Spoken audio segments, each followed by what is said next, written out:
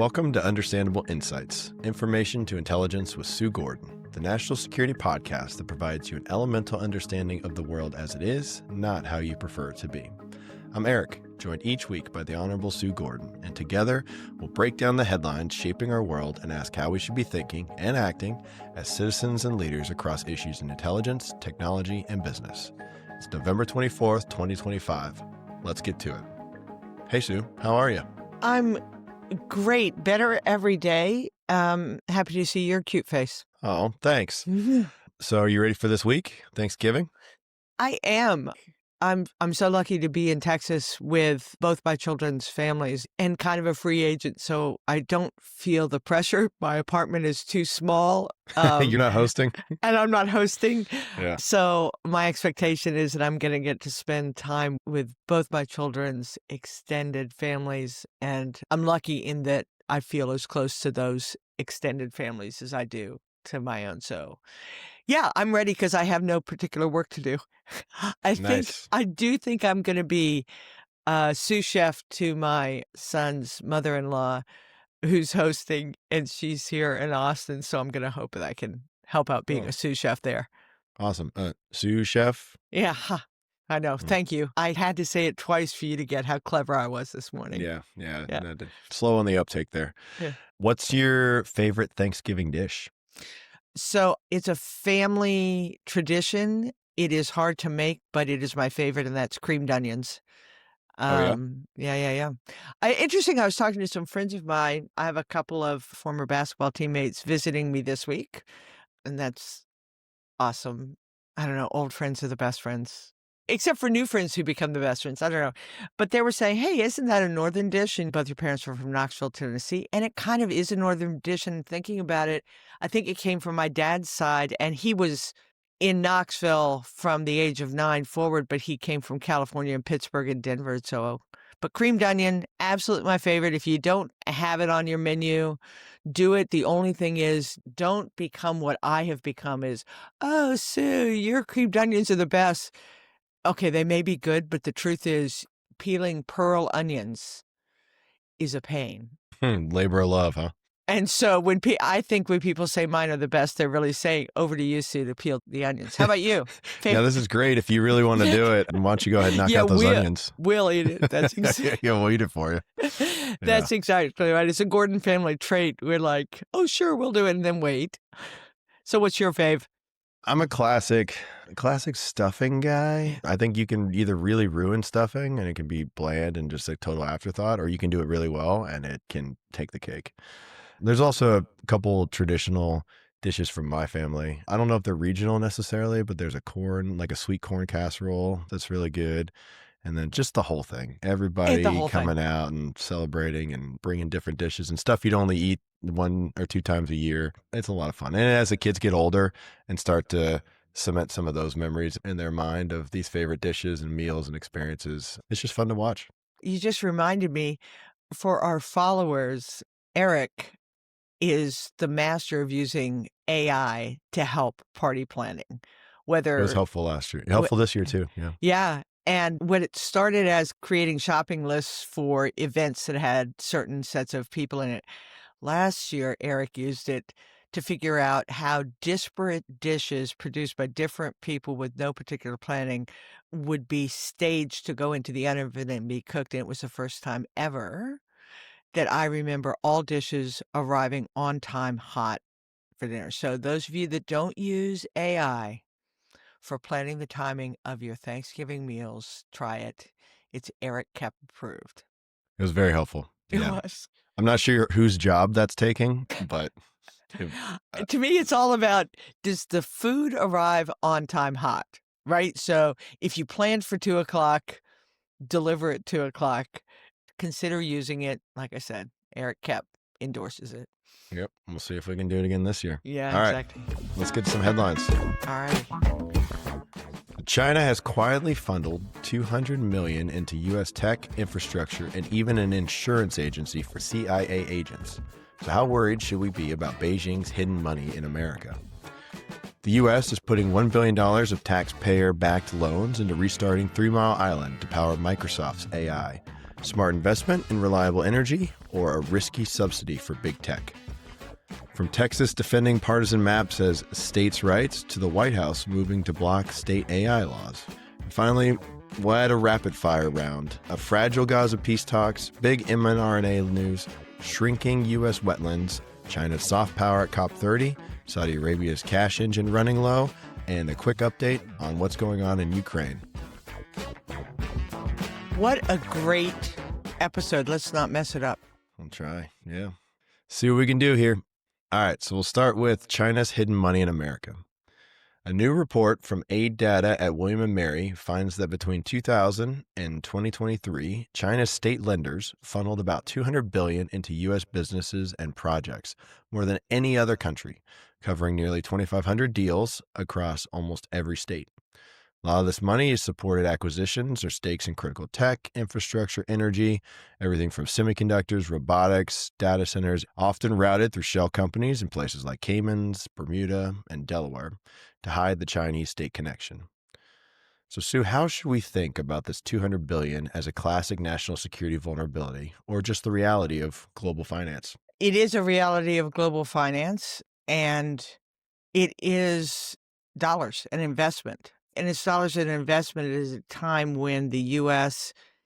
is still trying to figure out how to strategically invest in important technologies. And quite frankly, even to know what important technologies are going to be, since the government is less the developer of things that turn out to be strategically important. We've talked about this before. It used to be that the government had all the big programs, whether that was missiles or stealth or nuclear power, and we knew that those were important, so we knew how to control them, and now the development is on the outside. So I think companies need investment, and China is very willing to do this. So that's all my good things to say. This is a real strategic risk, and it's a strategic risk because China has a theory of the case, and that is to acquire, absorb, scale, and then dominate markets that they have identified are important to us. Well, we're sitting back, we're developing technologies, and we think that Chinese dollars are investment dollars,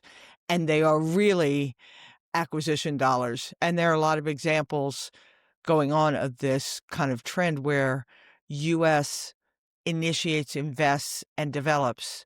And then China says, based on its plans, we want to become investors. They invest and control, and then they ultimately take away. And you can see it with several examples, whether it's solar and photovoltaics or lithium ion batteries or commercial drones, which is fascinating in terms of most of the listeners here, if they have a drone for their own use, they're using a Chinese drone because DJI is just everywhere. From my background, we talked about DJI in terms of the data that was collected and the potential for it to be subverted in Chinese hands. But I will just say that what they did was they stole a market.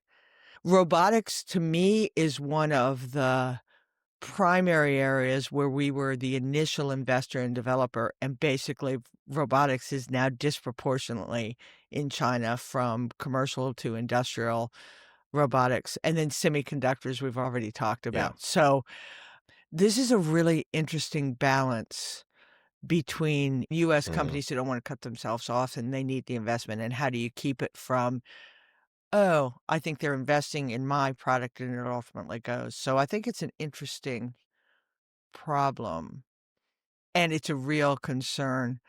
I think there's policy being developed around it, and our focus, you and I have talked about this, needs to be helping companies think about the national security implications when they decide whose money they're going to take and what they're going to watch for. Yeah, when we talked to Shannon Corliss about this, she was really cautious about knowing where your money's coming from because of the potential risk of IP going out to China, right? Is your concern more the aggregation of this? So like in isolation, some of these deals might not look bad because it's just this one company or this one sector. But when you look at $200 billion spread across the entire United States and across multiple industries, Is that what's setting us up for more risk exposure? Yeah, I think it's the aggregation that concerns me and the juxtaposition of disaggregated development in the US. Yeah. We have the most incredible innovation engine, and the permissiveness and the lack of government involvement in our companies directly is one of the reasons that they're so vibrant and so growing. But the juxtaposition is with a China that is very focused on 5-year plans and the technologies it needs. And so when those things come crashing together and you add $200 billion worth of investment, what you see is someone who has a purpose working against somebody who has a distributed Hmm. intention. I think if I were talking to a commercial audience, not a policymaking audience, we've talked about that before. I'm kind of hearkening back to what you said, the conversation with Shannon, which would be protect your core technology, right? If it's core to you, don't let someone invest and don't have the authority or the leverage to be able to take it away. China's interest is not in a partnership. It's in substitution. I think that is a really harsh thing to say, Mm. but they aren't partnering.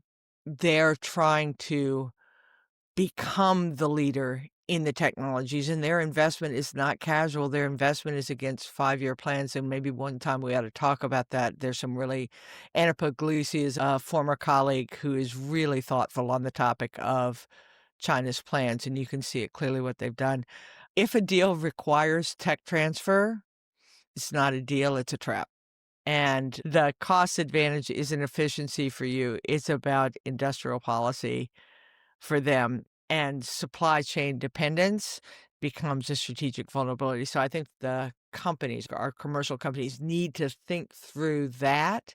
I'd love it if they'd take on national security interests, but I think even for them, these are really important things for them to consider. So, yeah, it worries me because it's strategic one side and it is disaggregated on our side. And Yeah. for right now, 5G is just a great example of a straight efficiency play from our perspective. We want the high profit things, and now look at us. Huawei is dominant. It's really hard to get back into that market, and it has real problems. Yeah. Well, Fortune dug into that air data work and some of the strategery. And a former official was quoted as saying China was playing chess while the rest of us were playing checkers. So their sophisticated strategy of Chinese state banks over 25 years, extending that much money through the shell companies. One of the examples is a resurface of an article from 2015 when an American insurer called Right USA specialized in liability coverage for FBI and CIA agents. They were quietly purchased by Fosun Group, a Shanghai-based conglomerate led by Gao Guangchang, a billionaire with high-level Communist Party connections. He was known as China's Warren Buffett. Wright had this very niche business that was little known outside of the intelligence circles. So the company, founded back in the 60s by a former FBI agent, became a financial lifeline for CIA and other officials who came under fire for their conduct in office or needed expensive legal help. Its clients included former CIA Director George Tenet, Scott Mueller, the agency's former general counsel.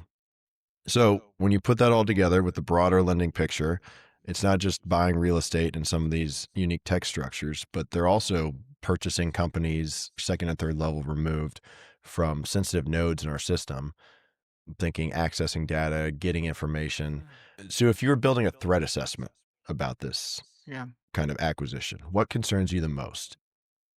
I worried a lot in my government role on the intelligence value from Yeah. just insinuation into all our systems and what they knew about.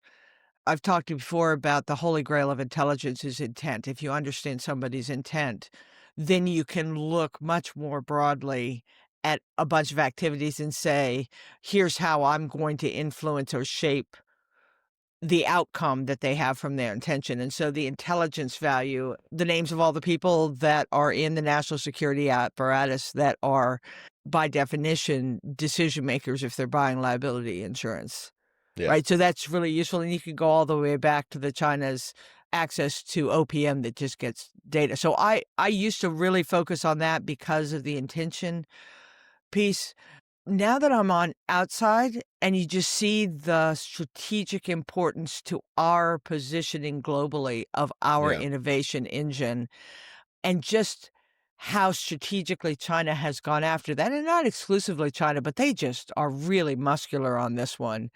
I see that as evidence for the moving away of some of the things that are most important to us. So my focus is on getting actors outside the government to recognize that this is going on so they can make decisions. Because quite frankly, I would rather the companies make the decisions about how to protect because they are best at knowing how they can protect and be profitable. And then this is kind of a paid political announcement.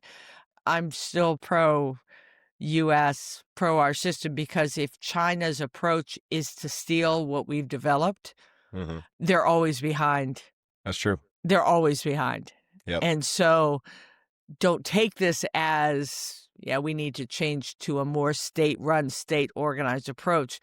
Really, we just need to keep working on our engine, understanding that the world's not a peaceful place and there are adversaries and competitors who would shape what they're doing. Yeah, it was funny. Shortly after the acquisition and all the hoopla, they said, "Oh, we're going to sell this company. We didn't do this drama." And it was like, obviously, you just got the data, you bought it, you got what you needed it for. Let's ship it off. And I think that's exactly the way to look at it. That was not going to be a profit center for them. Right. They weren't like, "Hey, let's diversify our portfolio by getting into this insurance policy. So we'll go after the data." And some people didn't think it was as significant at the time because it was Right. shortly after the OPM hack. And so they felt that a lot of the data was already out there. But it's these different threat vectors that you've said before, like in isolation, some of these elements don't, but once you piece it all together and you come from all these different angles, you can really paint a much clearer picture from an intelligence. Yep. Big topic, big topic. And Eric, it really is, just to put a bow on it, the point of what we're talking about, this in a niche area, but our national strength has to be tended to, and in a lovely way. And we haven't talked in this case specifically about local decision makers, state and local decision makers. China turns around, as do other nations, and they become investors in our localities. If you see what China is doing globally and the way they're investing and then consequently owning countries globally, my line about it's not about partnership, it's about substitution. We focused here on what companies should do. There's a similar thrust about how states and localities should think about foreign investment dollars. Anyway. So, from other people's money, let's talk about our money. How the US government is using taxpayer backed loans to shape the energy system that will power AI and everything else.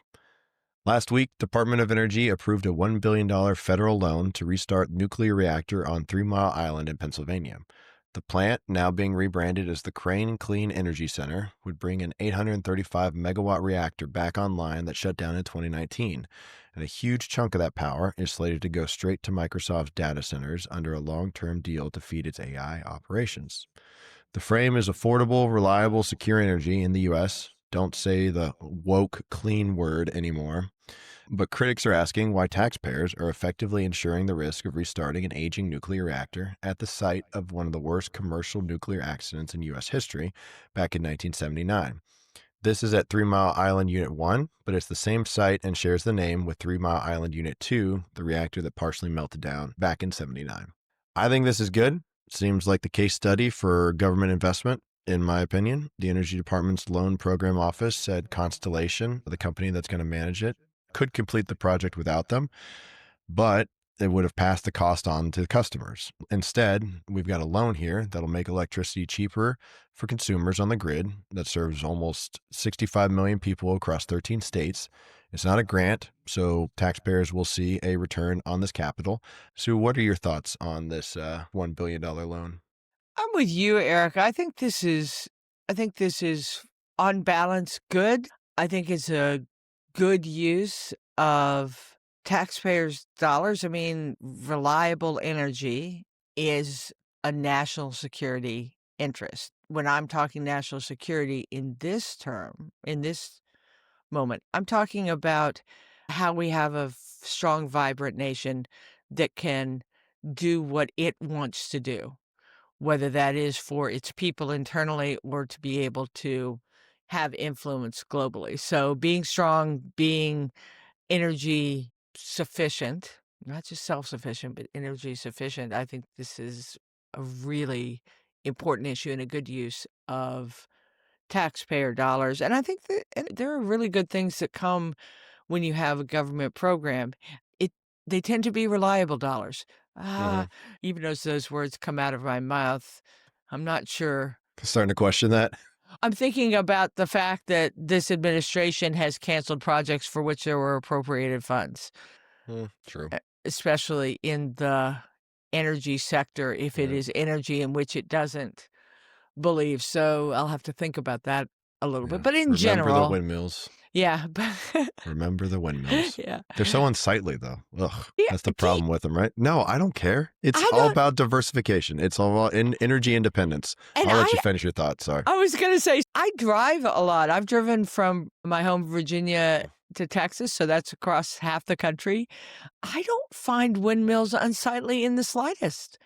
As a matter of fact, I think when you look out, sometimes a field of windmills looks statuesque and interesting. So, yeah, that's goofy.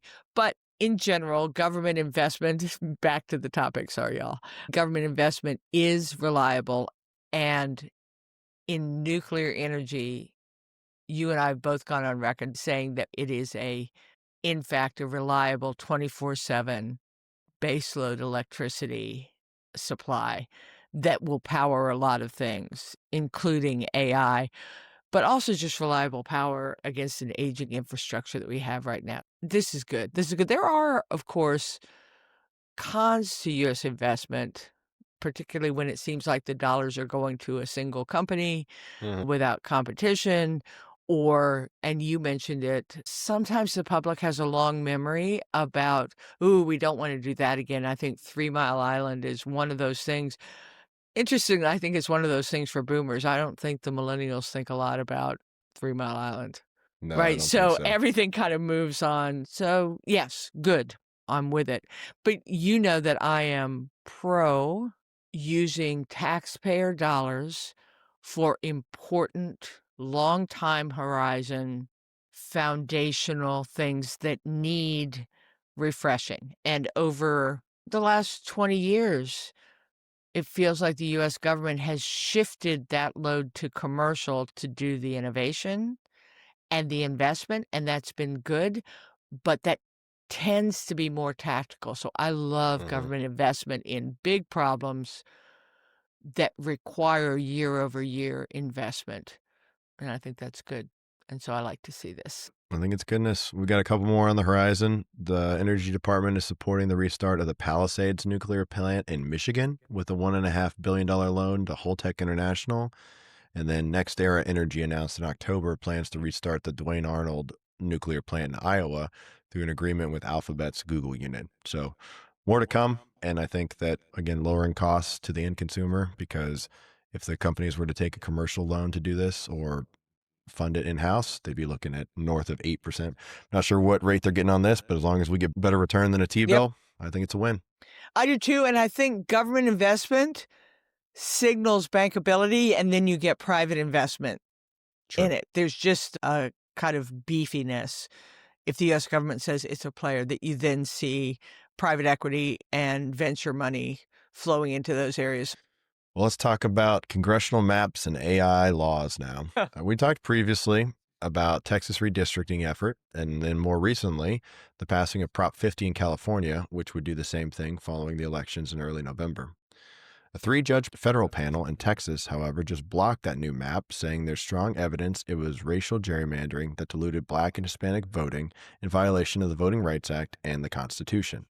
Its sense was reinstated by Justice Scalia and looks like it will be going before the Supreme Court probably before too long to discuss whether Texas can do this outside of the normal 10-year and census periodicity.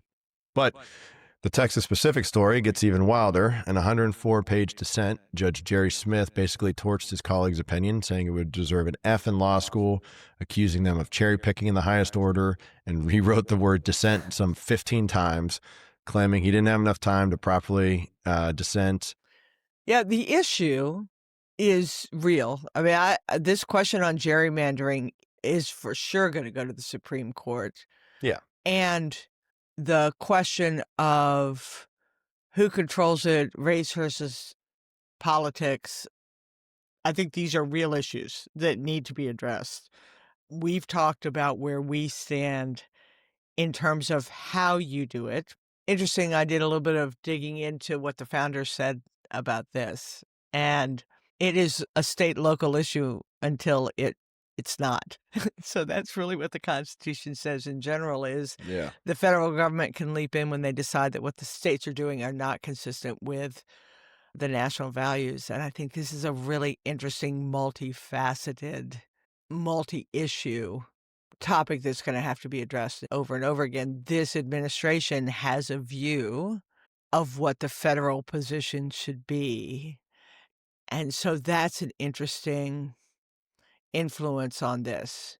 I do think it's one of those issues that people need to keep their eye on. And again, we've talked about what we want to highlight, and that is those issues that are headlines and big topics, and how individuals, how do you vote regardless of what the districting is? You still Yeah. have the power of what you say, and how state legislatures exert their powers. So I think this is a great example of we can't long for a simpler time.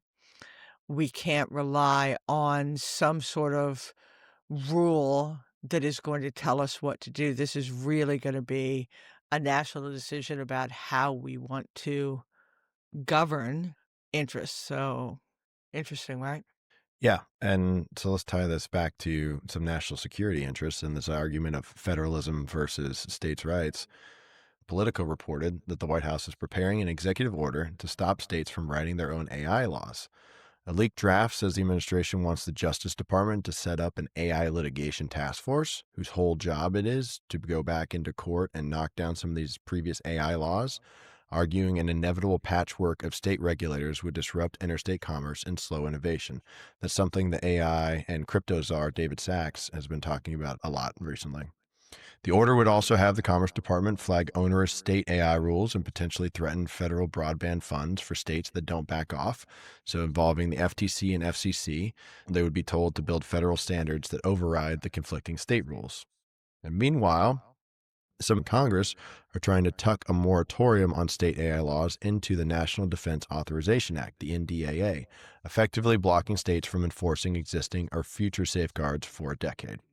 And it's an unusual coalition that's come out outspoken against this. Folks from Steve Bannon and other MAGA populists to Elizabeth Warren and other Democrats are pushing back. So on AI, the message is basically this is too important to leave to a state-by-state patchwork, and the Fed should be in charge. But compare that to the gerrymandering and the redistricting that we say should stay at the states. I personally think that states have the rights to draw their own lines. The issue is the timing. And like we said before, it should be around a census. We've tolerated or tolerate a lot of gamesmanship when it comes to who gets elected based on this gerrymandering, but we're suddenly worried about this chaotic patchwork when it comes to regulating AI.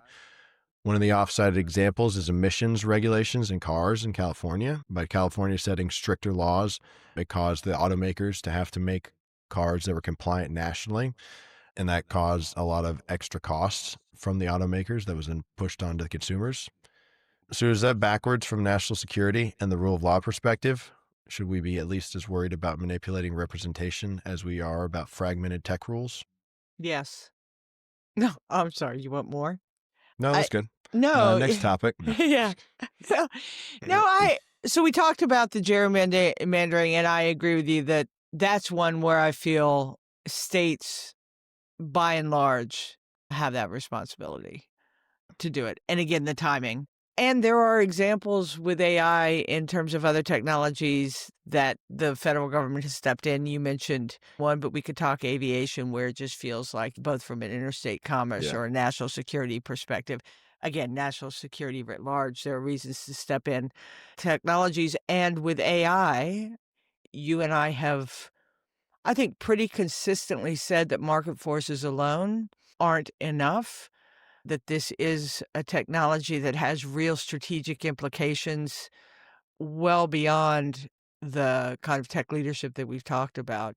So getting government in general involved is an important piece of how AI is going to be advanced. So if you just took them as abstractions, you'd say, yeah, I can see the involvement of both in both these issues. It becomes difficult now is that this administration has made it clear that it has an opinion on what American values are, whether that is on education, and you take Stephen Miller's comments about we're going to teach young people to be American. I thought we've been doing that, but there are very different views of what American is and how narrowly you need to define values. Against that backdrop and that reality that we're wrestling with as a nation, Mhm. if you then say that the federal government is going to dictate how AI is going to be implemented in the states, which historically has been where we think we want the states to drive because there are local cultural imperatives that need to be advanced. Now you're going to have the federal government on this one dictate essentially cultural issues through control of AI. And that's where the conundrum is. It's not out of bounds historically for the federal government to be involved in regulation. Boy, but do you want the federal government dictating through AI what kind of cultural and outcomes that we get locally? So I'm nervous about the federal government this early, especially this early in the development of this technology, to be the one governing how it will be implemented. Yeah, I kind of see both ways because on the one hand, we've argued before that we think AI needs to be trained on the whole of the human experience. When you withdraw some of that information, that starts to shape those inherent biases. And that's one of their arguments and concerns at the federal level is you might get, at least in this administration, you'll get some blue states that push woke AI and they restrict certain things that go into the training of it, or they'll restrict certain outputs. Whereas back to this argument of the automakers. So that's an off-sided example of, hey, if you let the states set their own regulation, it's going to be worse. The Clean Air Act, California was able to impose stricter emissions regulations. And what ended up happening was they made 50 state compliant vehicles that met California standards instead of manning two distinct fleets. And that actually elevated the overall emission standards. So causing everybody across the nation to have higher levels of emission control. So you have this idea of the states making it more restrictive, which you could argue is better for everyone nationally. So that's a great argument for non-federal control early because essentially your auto example is one of competition, right? You Hmm. had different Yeah. people taking approaches, then people decided that what California came up with wasn't so bad. We're going to adopt that. And then what we have is higher emission standards. And no matter what people want to say, we should worry about the environment and clean air. So when states have room in areas of national concern, we often come up with competitive solutions, and we love that, right? Hmm. We're essentially field testing new ideas. So I don't mind that in areas that are, I don't know, actually think don't mind was wrong. I like that. And I think it produces, in general, good ideas when we have diversity of approach through the states. When you were talking about the federal government legislating kind of cultural Hmm. norms, I think we have to talk about that AI is a federal concern, and yet what women can do with their bodies is a state concern. That we don't talk about how insane it is that we're like, yeah, states should be able to decide what women do with their bodies, but this AI thing is super important. We're gonna govern it at the federal level. And so this administration's inconsistency and apparent decision making based on their view of what is right, and placing it either as a state's issue or a federal issue as the best way to shape the outcome they want, I think is what gives these issues real legs in terms of disagreement. Mhm. And again, I don't mind disagreement and tussling it out because that's what our nation is made on. What I dislike is an administration using its power to decide which way it goes without the national dialogue that goes with it. So, legitimate issues, legitimate placement, and legitimate federal interest in these areas, and discussion over whether the states have it or not. What's different about this moment in time is the superimposition on a moral view of what's right and how we want to control that. And the race. Which one helps us win the AI race against China? Is it Exactly. the federal level or is it a patchwork of states? So you raise a great point, and again, you and I are both national security concerns Mhm. kind of people, but again, because there are so many loopholes to make something a national security issue and consequently take that authority up to the federal level is again one of the reasons that I have concern about the decision making of where the power lies. Like, because AI is so nascent, and if you use your California automaker example, I actually like states having the authority, not just from the cultural, regional differences, Mhm. but the competitive. Maybe we're going to come up with we're test driving various approaches at a time where we don't know what the one approach is. And so the state power is one that actually serves the national interest more. Yeah, there's so many factors that I shape. know. Like if there's a state that sets a law, then that company can move to another. And now that's a lot of time and excess cost and stuff. But you've already seen that with some of the exits and companies coming to Texas for tax purposes and other financial reasons. So I think though it should not be the NDAA. Like keep this out of the Defense Authorization Act. That's what I meant with you're using national security to avoid the national dialogue about where it should be. And I don't know why I'm on this issue this morning, but yes, companies can decide to move and women can decide to go to a different state. That they can is not necessarily that they should have to, Sure. whether that's a company or whatever. So I talk about it all the time. This is a moment in the world and certainly in America of strategic uncertainty. And so it Mhm. isn't wrong that we discuss what the right way to do things is. And it isn't wrong that the federal government says, there are some issues that are so important to us that we want to have an answer. The issue is, do you have the dialogue and are you using all the powers and the checks and balances in order to come up with a good solution? All right. I think we'll All come right. back to this one sometime. Maybe. It's not going away for a while. Yeah. All right. Let's switch to some of these rapid fire updates. Rapid. Let's see if we can't do that. Yeah, emphasis on the word rapid. All right. Gaza peace plan approved by the UN. First, the UN Security Council has now approved the US backed Trump peace plan for Gaza, authorizing a transitional authority and an international stabilization force that's supposed to secure the ceasefire and lay a path toward Palestinian statehood. Russia and China abstained, Hamas has rejected the plan and refused to disarm, and Israeli strikes and rockets haven't actually stopped. So, on paper, we have a UN-endorsed roadmap. On the ground, it still looks like active conflict. Seems like this would add legitimacy to it, but what do you think about the 20-point plan being approved by the UN, Sue? I like the 20-point plan being approved just as I loved the U.S. involvement in coming up with a framework that would allow us to move through all the steps to get to peace. I think that's lovely, and I don't think there's any harm in it, but and maybe some good.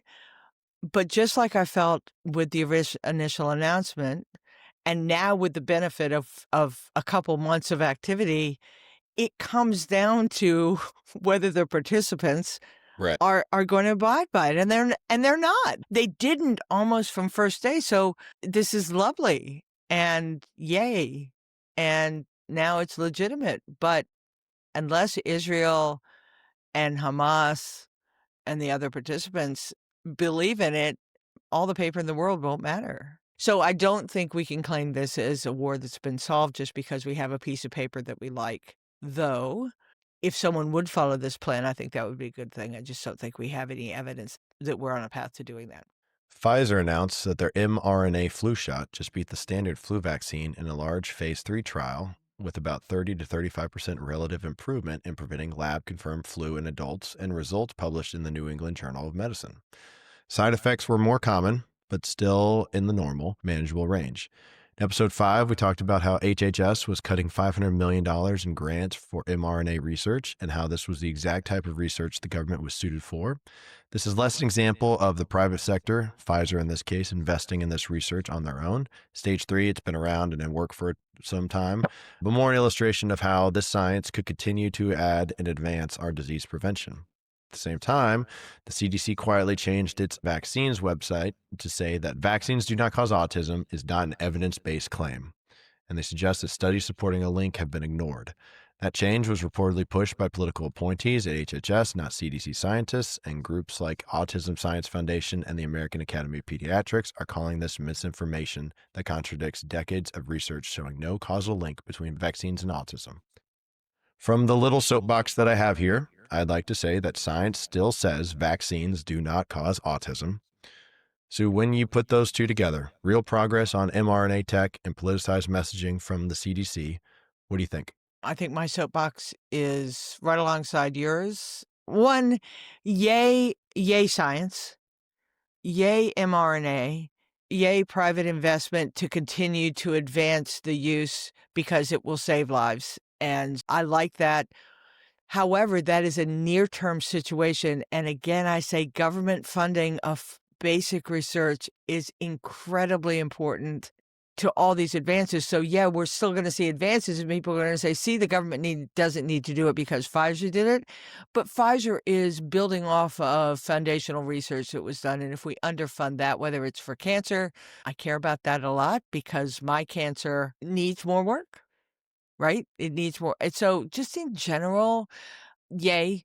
Then on to the CDC. I continue to say that I think this secretary is the most dangerous that we have to national security because what it does, I'm not going to go into the specifics of it, but what it does is it basically undermines the health of our citizenry and makes them question what they should be doing, and it's driving people away from things that we know work, whether that is the progress we're making on autism, because these are real questions that have been asked that now are being overturned, or science in general, people that aren't getting their kids vaccinated because they believe that whether it's causing autism or just not right. I'm on a big soapbox. I just think that all this stuff and a government that chooses a side based on politics, that there is 1 or 2 studies that refute science. That's called peer review. It's already been adjudicated. Let's move on.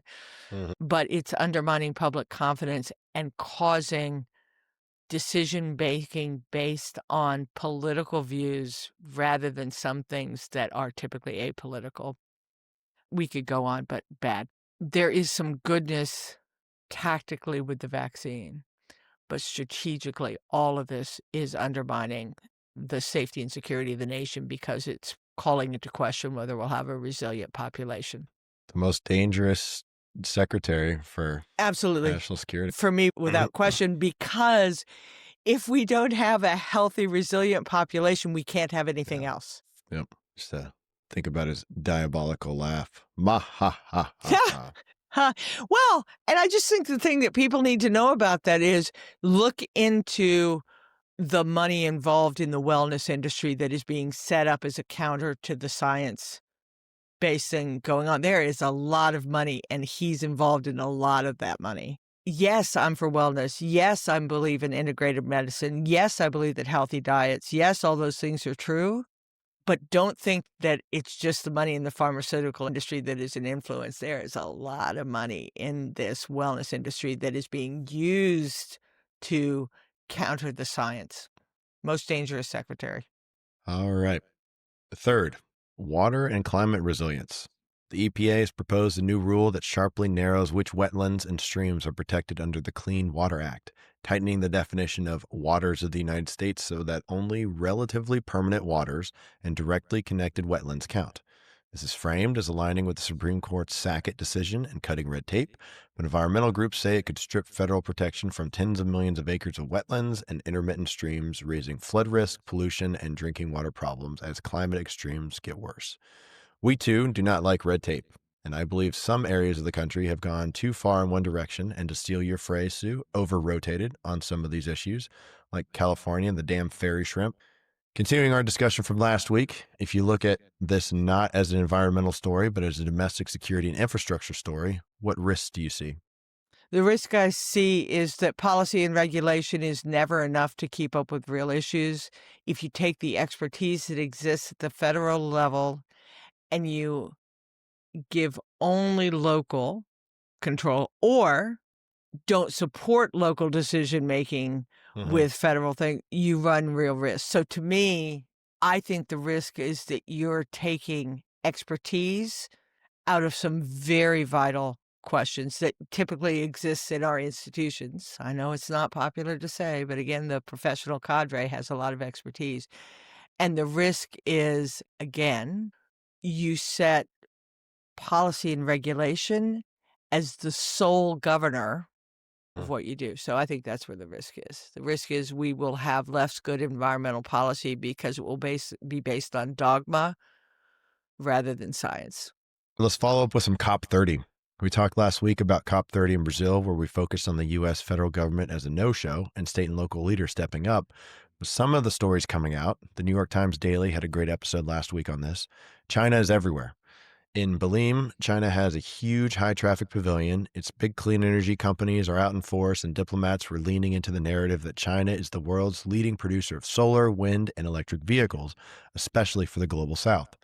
With the U.S. absent from leadership for the first time in decades, China was stepping into the vacuum, using clean energy, tech, and finance as soft power, even while it kept burning a lot of coal at home. To be clear, China does not care about the environment. Their renewable energy play is about energy independence, not about saving the world. So if we strip away some of the climate language and just look at power and specifically soft power, what is China really buying here with its renewable energy push? I don't think I can add to how you described it. And if you go back to the conversation that we had earlier today, China has Chinese interests at heart.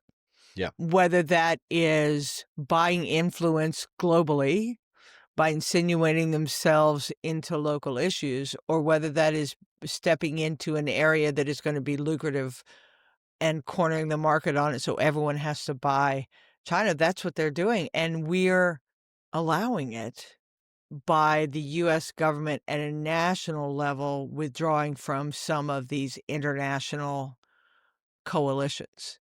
So we view it as, oh, they're feckless. They don't come to big issues. They cost. We don't want to be part of that. We want to set our own. America first. I love it. But what you're doing is you're changing global leadership. And the world order is changing. And we aren't stepping up to what our place is in that is going to be, including with other free and open societies. But we know what China's doing. The question is, what are we doing? Yeah.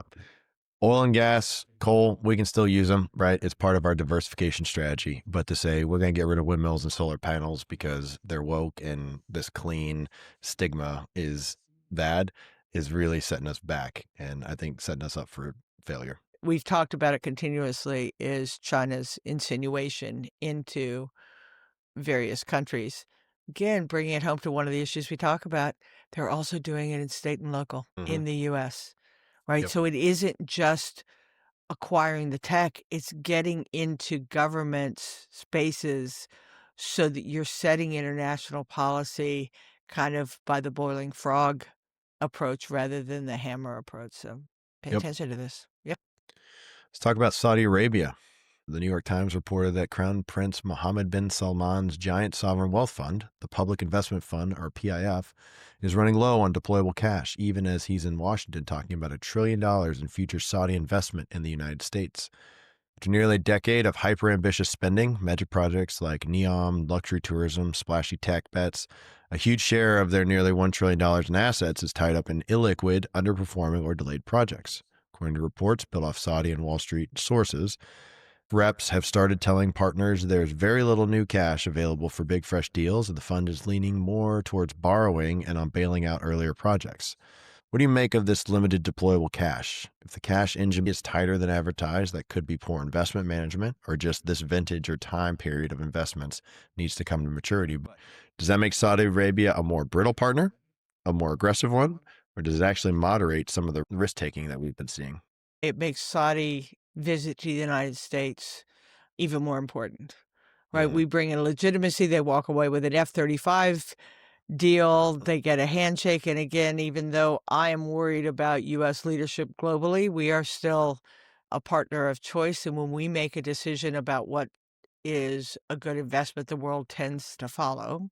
In the yeah. same way I say government dollars inspire private equity and VC within the US. So I think that Saudi's visit to the US was timely for this issue. Mm, If you look at the sovereign wealth fund and the change in leadership in Saudi Arabia, everyone has been going after Saudi money. If they weren't thoughtful in who they invested in, if you think about it just in terms of how many companies and how many ideas don't succeed compared to the ones that do, oh, yeah. I think there's a maturity internal to Saudi Arabia that need to worry about. But they are a nation state. I think they are more brittle and they're going to have to be more careful. But I do believe that they're going to be equally opportunistic and equally sought after because of their regional influence and size. So individuals should be careful. The US has already said that we are a partner with them. I think our willingness to make a big defense deal with them and overlooking Saudi policies kind of on a human rights level, talking about Yeah. Chicago, we overlook that and we invest in them anyway, has said where we are, and it signals that we don't think they're off the market as an investor. Yeah. We'll talk about this more when we get to the Ukraine section, but interesting to see if there is a peace plan in Ukraine and Russian oil does go back on the market, how that affects Saudi sales and the amount of income that they see in the coming years. As it looks right now, the current status, they should be seeing some good returns in terms of return investment on oil. Yeah, I think in almost all economic cases, we could use the phrase, "The story of our demise is premature." How long have we been predicting that Russia's economic posture is absolutely terrible, and yet they still have remarkable influence, and they have companies that are doing business. Venezuela is another area that we have been like, "Ah, how are they going? Their inflation is terrible." Hmm. So, when it comes to nation states with assets, even when their economic policy is causing them problems, those assets still have absolute value and can be the basis for how they leverage power. So I think even with the difficulty, predicting demise is premature. Yep. You mentioned Venezuela. The Trump administration's weighing a psychological operation in Venezuela, dropping U.S. leaflets over Caracas, possibly timed to Nicolas Maduro's 63rd birthday. That'll publicize a $50 million reward for information leading to his arrest and further erode his legitimacy. Your thoughts? I don't even know what to do with this. I think I couple it. I think I couple it to the announcement that we were going to do covert action in Venezuela in support of these interests, and now we're dropping leaflets.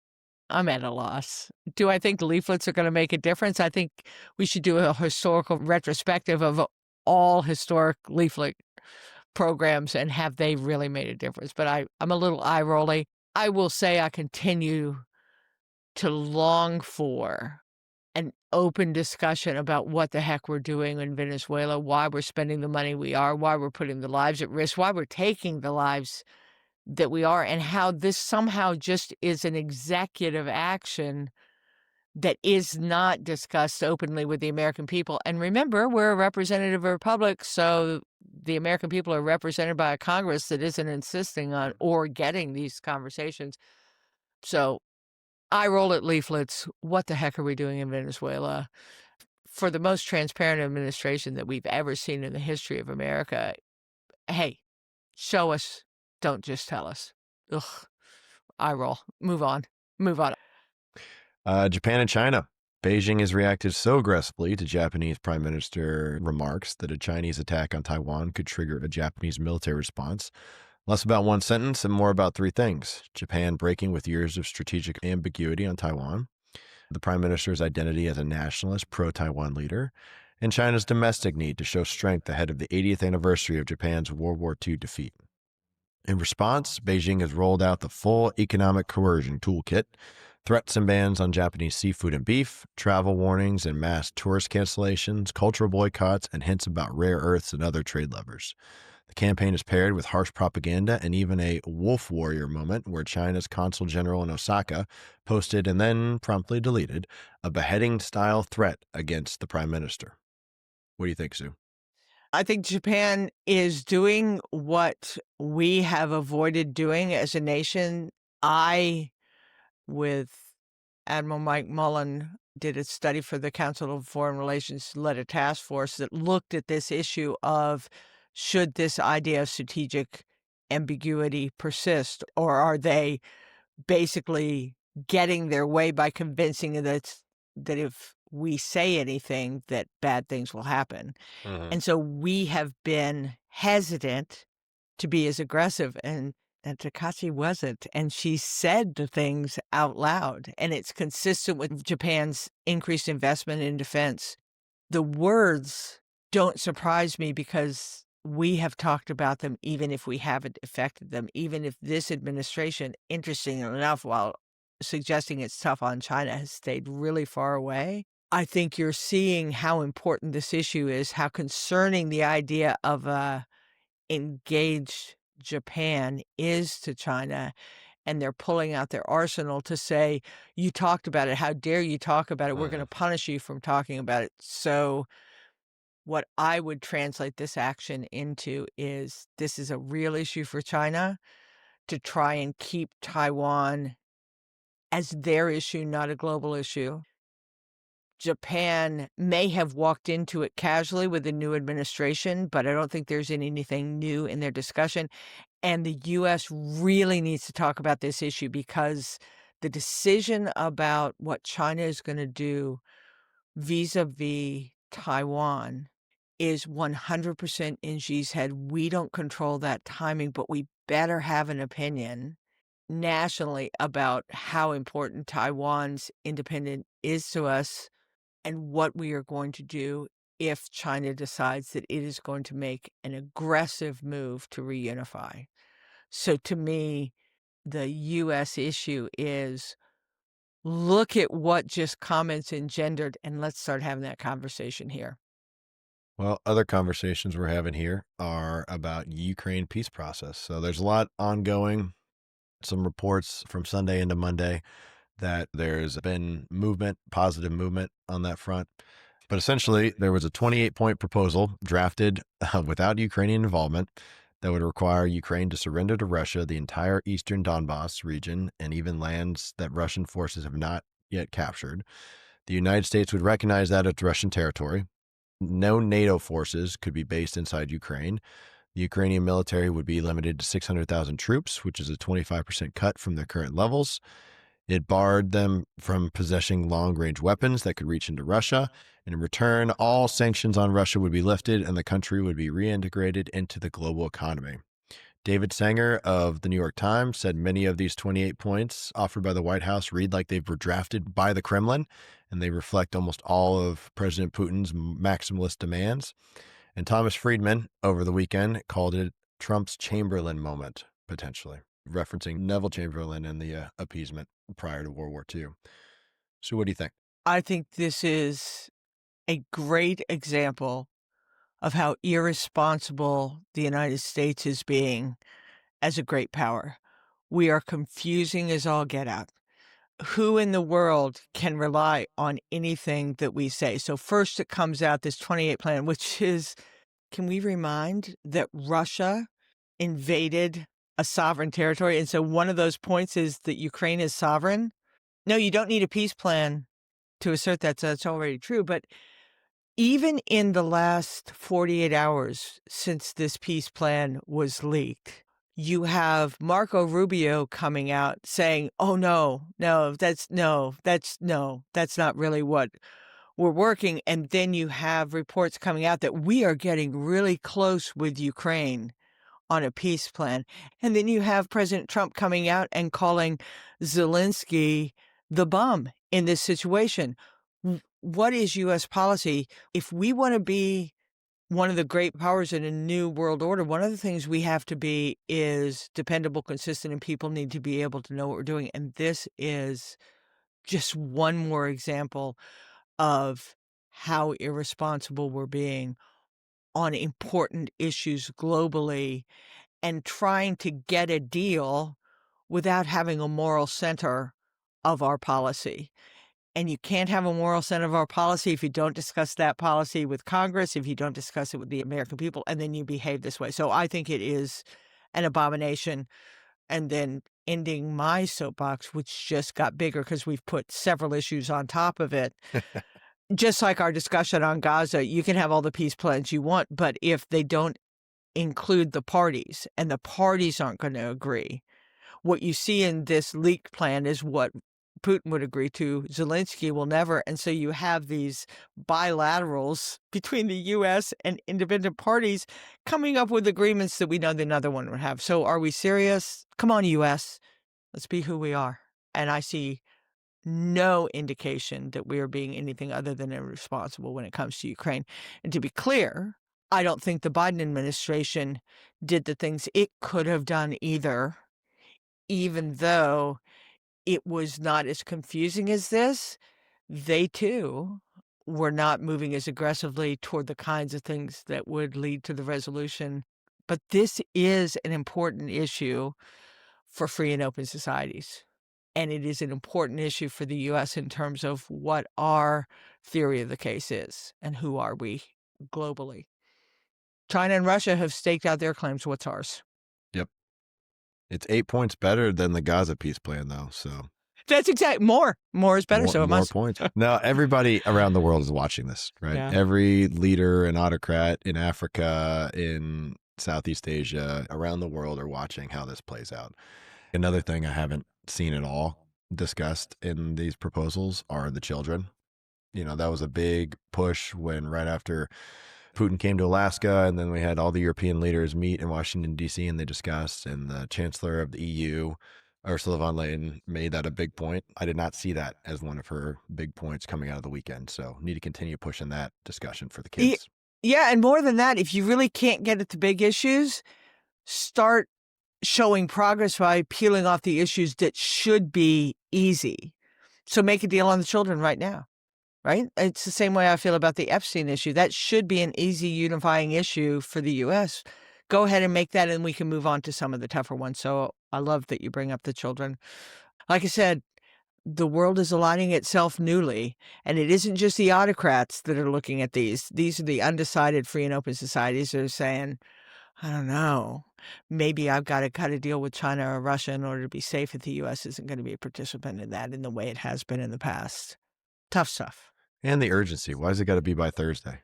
By Thanksgiving, by American Thanksgiving, right? Like, hopefully we'll get the 90 deals done, 90 trade deals done by Wednesday, and then by Thursday. I'm being to mean. Be thankful for.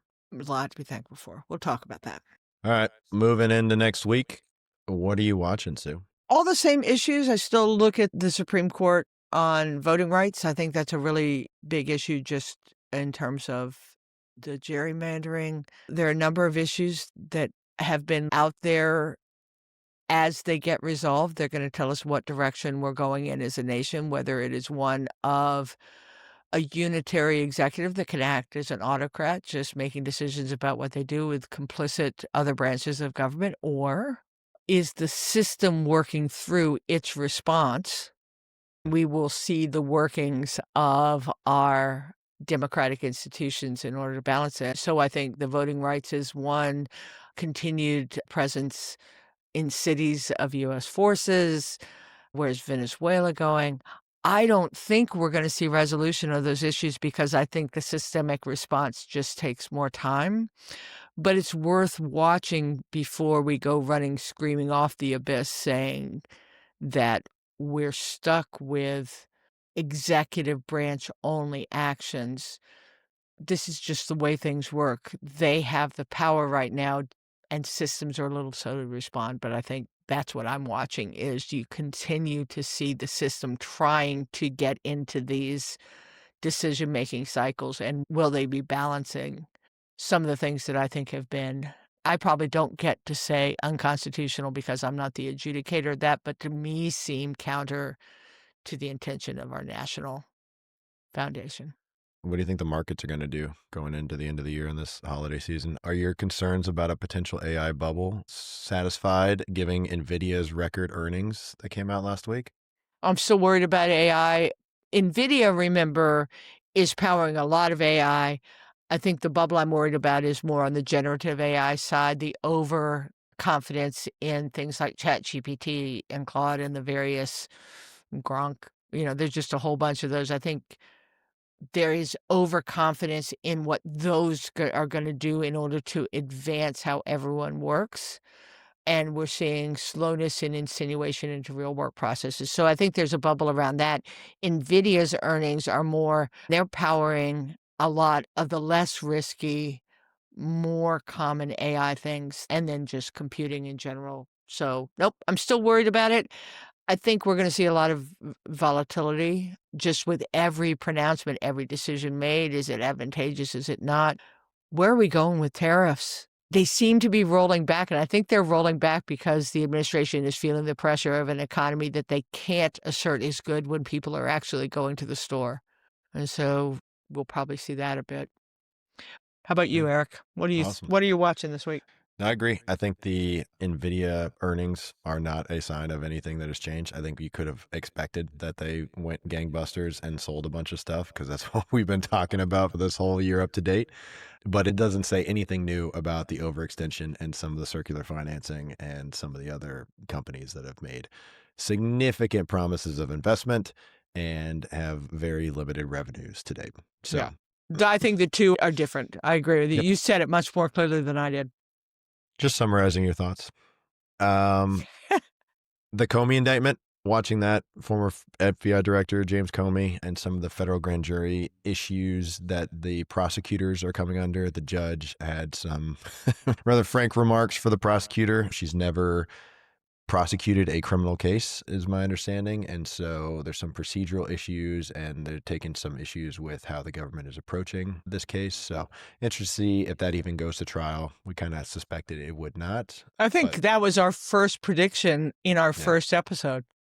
Yep. And then also watching some of the continued fallout on this video from the senators and congressmen, some of the veterans of the intelligence community and the Yeah. military put out a video reminding the military that they are not required to follow or shall not follow a unlawful order. I think it got a lot of headline and a lot of traction because the president came out and called it seditious behavior and enhanced some of the political rhetoric of violence that we at times have called for an end to, but now is saying that these folks are seditious behavior and could be hanged. But I think it's a good reminder for the troops, right? It's not anything that they don't already know or that they don't know, but I think it's valuable to have that support. And if anything, it could have been taken just as, oh, yeah, cool. Thanks for the video. Or that Yeah. was just a thing that was said. Instead, it's gotten a lot of visibility and a lot of traction. I'm glad you mentioned that. I think the other thing we talk about is leadership. And I think for the leaders in the military, it's a really good reminder of their responsibility, right? Because the troops are not the ones that are going to be adjudicating that. So it's the leader's responsibility to be in that chain of lawful versus unlawful. I think it showed exactly where we are as a nation, and it showed two very different views of what kinds of things we ought to be talking about and how we're going to have to protect our nation. So very clear. You know where I come down. I think the video was just fine, and I think the response was over the top and representative of that you can't talk about anything other than the goodness of my policy, just like I like it a little bit to Trump's response to the Epstein thing, which is, yeah, that's a distraction and it takes away from me talking about what I want to talk about. this is a tough moment. I'm glad you brought that up. Anything else on your mind? Nope, that's it. Let's see if your sappy friend Sue can get through this. It's just what I'm thankful for, right? You and I have talked about, despite this moment for America, I really have a lot of confidence in the American people if they're going to pay attention to what's going on, and that our systems, while they're being damaged, the American people can always rebuild systems if they'll stay engaged. So I'm thankful for that. In a really personal sense, my journey with cancer has given me a number of things. Number one is my village, not just my family who are amazing, but my village of friends has really rallied for me and given me strength on days that strength was hard. And you and I talk about it all the time. I believe in the goodness. So I'm thankful for my village, but that I have one gives me confidence that there are villages like that everywhere. And then the last thing, and you know this, I talk about it all the time. I'm really thankful for my medical team. The medical community has been under a lot of siege.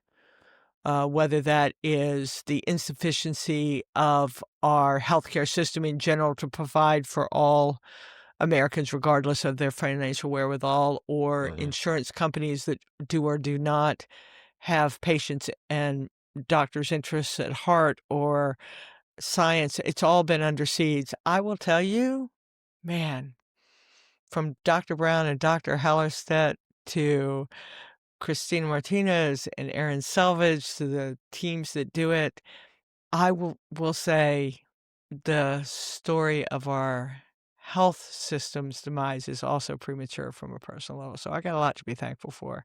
Plus, living in the same time as all my grandchildren is just the best. Yeah. It's craziness good. So Yep. that's what I'm mostly thinking about is the gifts. And I would encourage everyone to think about the things with which they are graced and gifted, and you'll see beyond some of the things that are difficult. There you go. That's what we're watching. Thank you for joining us. We are very thankful for all our listeners and folks who've stuck with us through 19 episodes and counting. There's no doubt there's more to come. This country's strength isn't in its power, industry, or government, but in its people. I forgot to say one of the things I'm thankful for, because I have a couple visitors, that I got to be a part of Duke women's basketball, because when I talk about my village, that is one of the longest lived villages I have. And this week I had a couple teammates that came to see me. And Duke women current team from an old teammate, just remember your last game is just your last game. Learn from it, move on. So as always, thanks for joining us. We love having you here. We love talking to you. Leave comments on the links below and follow us wherever you listen to podcasts. And you can also see us on Instagram and little clips. We continue to learn and grow. We try and be better every day for you. And as you leave today, just remember, go forth, do good, and especially be kind to one another. It makes a difference.